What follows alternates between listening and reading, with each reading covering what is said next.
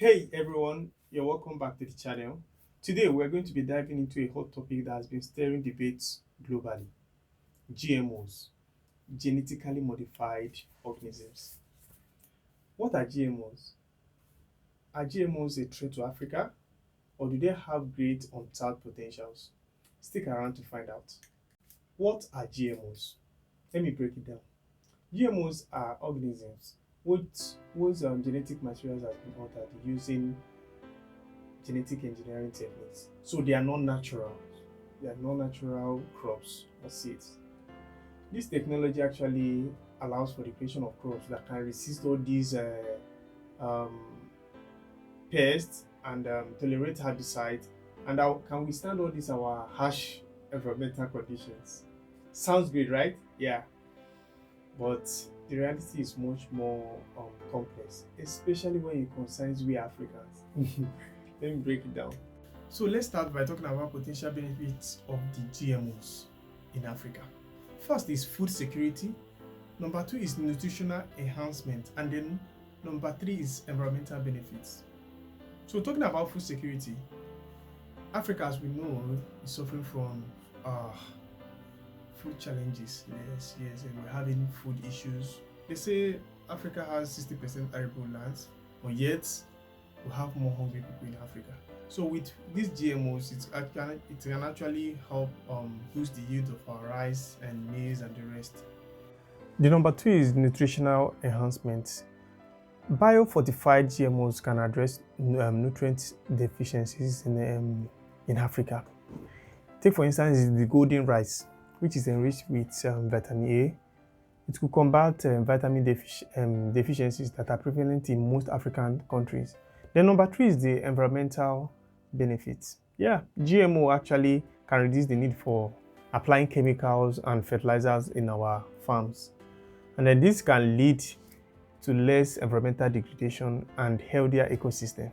So these are the three advantages I know or I have for the GMOs. So now let's talk about the disadvantage. Now let's talk about the challenges or disadvantages of GMOs. I mean, we need to care about this because it's so important. Biodiversity loss. One of the main concerns is that there will be a kind of domination of a few crops varieties, which will actually reduce the diversity that is crucial for the ecosystem resilience in Africa. And we don't need that. Number two, which is the one I want to address so much, is the economic dependence. Many GMO seeds are patented by large multinational companies. What this means is that we will need to get consent or we need to apply for seeds every planting year. Anytime we want to plant, we need to apply, which is you depending on them for food. So anything that comes from the waste, this GMO, especially if that is coming from the waste, we need to be very careful about that. Is it now that they have their seed bank that they have stored all about 2.2 billion seeds from Africa has been stolen and stored by these guys, and then you think it's something we just want to grab? The number three challenges of the GMO is the health factor. Nobody knows the effect, as in like how far these seeds, because seeds that are not natural, that were modified through some kind of engineering technique, you can't say how far it can go. Then number four is the cultural and ethical concern. We are Africans and we have our way of doing things. These GMOs might truncate our traditional African cultural practice, and we don't want that. So this small exploration will be incomplete without citing two real life examples. Number one is the BT cotton in Burkina Faso. It's also a GMO. It was hailed as a success in Burkina Faso when it was recently introduced. But over time, the cotton's quality deteriorated and the country had to phase it out because it has a kind of unpredictable nature. So number two is the GM maize in South Africa. We also heard of how everybody welcomed that, but over time, its increased quality, it started deteriorating. So what am I saying?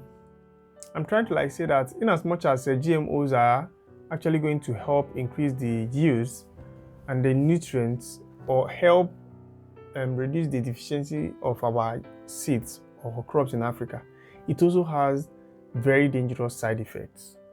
Therefore, I call on all African scientists, nutritionists, all those that are into the food production process to come together and make research about these things and know if it's something we're supposed to embark on or what we shouldn't even embark on in the first place.